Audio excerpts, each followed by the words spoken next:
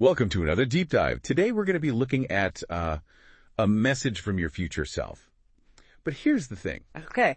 We're looking at it through the eyes of someone who is learning English, right? Yeah. Like imagine you're just starting out Oh, cool. and you want to learn English using a story. Mm-hmm. What's neat is that this story is exciting and easy to understand at the same time. Exactly. It's a perfect example of how you can tell an interesting story using simple English. Yeah. And it's actually, Like easy words. it's captivating too, right? It's Yeah. got time travel and secrets, the kind of things that make you want to keep reading. Secrets revealed. Oh, yeah. Yeah. Okay, so we start off with the narrator. Okay. You're speaking directly to you, the listener, Right. kind of setting up the scene Okay. for Sarah's story. All right. And she's about to get a message that's going to like turn her world upside down.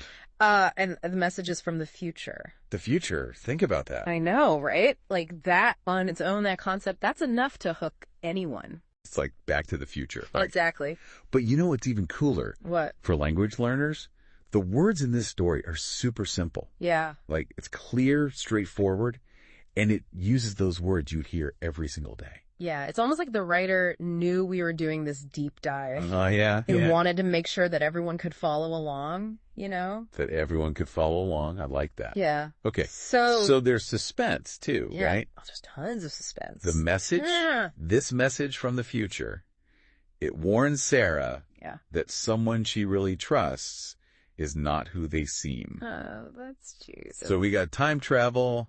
We got a mystery. I'm hooked already. It's like keeping you on the edge of your seat. Definitely. All right. So let's meet Sarah, right? Right. She's just living a normal life, right? Yeah. She's going to work. She's hanging out with her best friend, Emily, Mm-hmm. just doing everyday things. It makes the story relatable, right? Especially for someone new to English, because the writer uses simple language to talk about her day, waking up, eating breakfast, going to work. Yeah. It's stuff we all do, and the words are simple, you know? Easy to pick up. Easy peasy. Yeah, exactly. Yeah.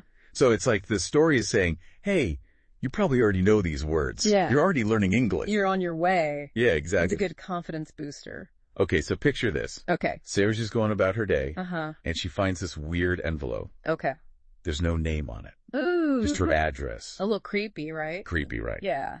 And inside, there's this note written in like neat handwriting, Mm-hmm. short to the point, Mm-hmm. and it's using these super simple words, but the message itself, Yeah. it's where things get wild. It's like, whoa, what is going on here? Should I read the message? I think our listener would love to hear it. Okay, here it is. Sarah, you don't know me yet, but I know you. This message is from your future. You need to be careful.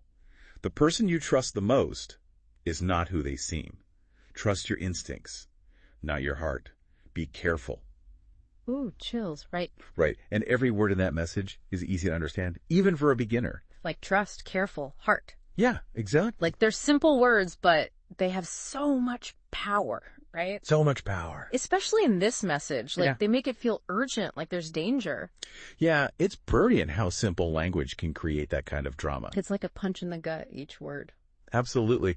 And for someone learning English, hearing those words used like that can really help them remember them. Yeah. Like it makes the meaning stick. So obviously Sarah is freaking out. Oh, I would be too. A message from the future Good. telling you someone close to you is not who they seem. Yeah. Yikes. So now she's stuck. Mm. Does she believe the message, Yeah. or does she believe her best friend Emily? What a dilemma. Right. It's like, who do you trust in that situation? Exactly. And the story shows us how Sarah is fighting with herself Yeah, that internal struggle. about who to believe. And it uses such simple words to show this. Yeah, words like trust, heart, and instinct. And those words, because of what's happening in the story, they just become so powerful. Right. They're simple, but they carry so much weight. It shows that you don't need fancy language to tell a story that has a lot of feelings. Exactly. And for a language learner, it's a great way to see how simple words can be used for something deeper. So does she just ignore the message? Well, she tries, but you know that message, it's like a seed of doubt. It's planted in her mind, and now she's seeing things about Emily that make her question everything. Oh, like what? That's what we're going to dive into in the next Oh, part. come on. The cliffhanger. Got to keep you coming back for more. All right, fine. Looking forward to it. Yeah, it's going to be good. Already hooked. Me too. Yeah.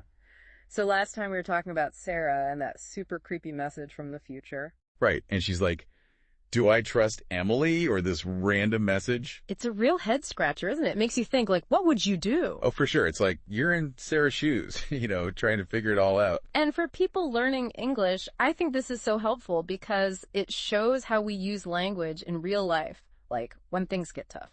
Yeah, totally. Mm. Like, it's one thing to memorize words from a list, but it's way more interesting to see them used when someone's, like, having a real dilemma. Exactly. So, okay, we left off with Sarah noticing all these little things about Emily. Yeah, like spill the tea. What kind of things? Well, the story's really clever about it. It doesn't just say Sarah got suspicious. It, like, shows us. Show, don't tell. Yeah, exactly. Like, it describes Emily getting all fidgety when Sarah brings up the future. Okay, fidgety, yeah. Or, like, changing the subject real quick when Sarah asks about her plans. Oh, so she's avoiding the topic. Totally. And it uses these super simple words like fidget and avoid, but they're so effective. Yeah, I get that. It's like, even if you don't know a ton of English, you can still sense that something's fishy. Right. The story's using basic vocabulary to build this feeling of suspense. Okay, so all these little clues are adding up, and then what? What does Sarah do? Well, she decides to, like, follow Emily one night. Follow her? Whoa, that's getting intense. I know, right? And this is where things get really interesting, both for the story and for language learners. Okay, I'm all ears.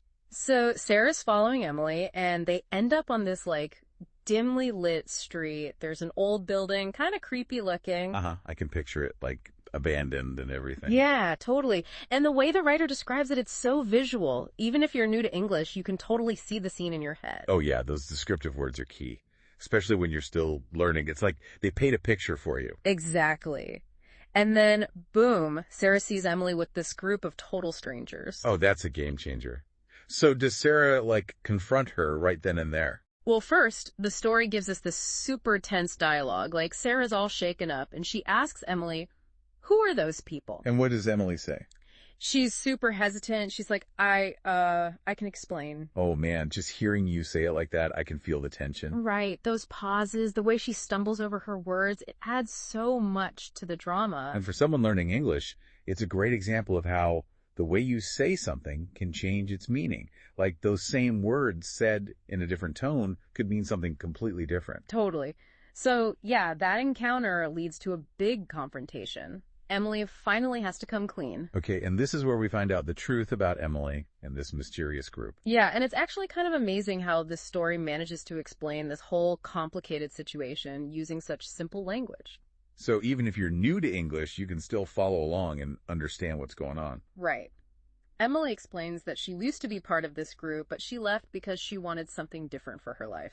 It's like she's trying to reinvent herself. Yeah, and the writer doesn't use any fancy words or jargon. It's all very straightforward. It just shows you that you don't need to use big words to tell a good story. Yeah, sometimes simple is better. Absolutely. And it's a good reminder for language learners to focus on getting the main idea, even if they don't understand every single word. So Emily's basically admitting that she was hiding a big part of herself from Sarah. Yeah, and that's gotta hurt. I mean, imagine finding out your best friend has this whole secret life. It's like a betrayal, almost. Right. But what's interesting is how the story shows them reconciling. Emily apologizes, and she uses these very simple phrases like, I'm so sorry, Sarah, and I was afraid to tell you. Those words, even though they're simple, they carry so much emotion. I know, right? And Sarah, instead of freaking out, she shows a lot of understanding. She says, it's okay, Emily, I get it. Wow. Yeah, that's powerful stuff. It shows how you can express really deep feelings without using fancy language. And for someone learning English, this is such a valuable lesson. It's about learning how to express those basic human emotions, like forgiveness and empathy. Yeah, those feelings are universal. We all feel them, no matter what language we speak. Exactly. So even though things got pretty intense, it seems like their friendship is going to be okay. And Sarah learned that sometimes you got to trust your gut. Yeah, and that brings us back to that message from the future. It was scary, but it helped Sarah face a tough situation and ultimately made her friendship with Emily stronger. So it was a good thing in the end, even though it seemed kind of messed up at first. But what about the language learning part? Well, remember, we're looking at this whole story through the eyes of someone learning English. Right, someone who's just starting out. And this scene, especially, it shows that even if you don't know a ton of vocabulary, you can still understand complex feelings, have tough conversations, and say what you mean. It's like the story saying, hey, you can totally do this. English might seem hard, but every little step you take, it gets easier. It's like a pep talk for new learners. Okay, so what happens next? Do Sarah and Emily, live happily ever after? Well, the story does end, but it leaves us with something to think about. Something that connects to both life and learning English. Ooh, another cliffhanger. I know, right? But trust me, it's a good one. All right, so last time, right, we were left hanging. Yeah. Sarah and Emily are cool now, but you Fair. said the story leaves us with, something to think about. Yeah, it does. It kind of brings it all back around to us. Okay, to us, the listener. The listeners, yeah, and those who are, learning English. Okay. So the narrator, remember them, Mhm. they step back in, and it's like they're talking directly to you saying, hey, Sarah had to pay attention, right? Right, to figure out what was up with Emily. Exactly, and it's like they're saying, language learners have to do that too. Oh, pay attention to the little details. Yeah, exactly. Like, you can't just take everything at face value. You gotta think for yourself. Exactly. Think critically, ask questions.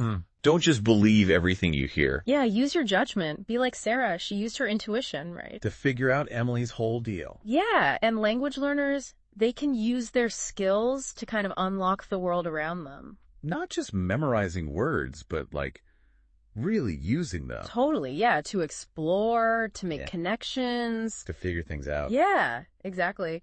And the way the story does this is, it uses such clear language. So even if you're new to English, you're not getting lost. It's like the writer's saying, look, you got this. English doesn't have to be this big, scary thing. Yeah, it can be simple and still have those deep meanings and feelings. Exactly. So for new learners, it's like, hey, I can understand this. Yeah, it's encouraging, right? Totally, like a boost. Yeah, and that feeling of making progress, it keeps you going.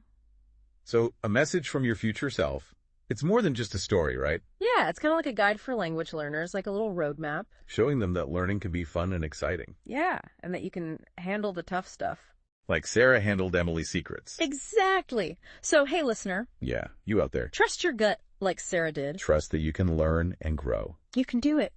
This deep dive, it showed us that a simple story can still be super meaningful. Especially for someone learning English. Relatable characters, a little mystery. Yeah, keeps things interesting. It makes learning fun. And don't forget about trusting your instincts. Yeah, that's key. And just enjoy the journey, right? It's all about the ride. Until next time, Happy learning, everyone. we'll catch you later.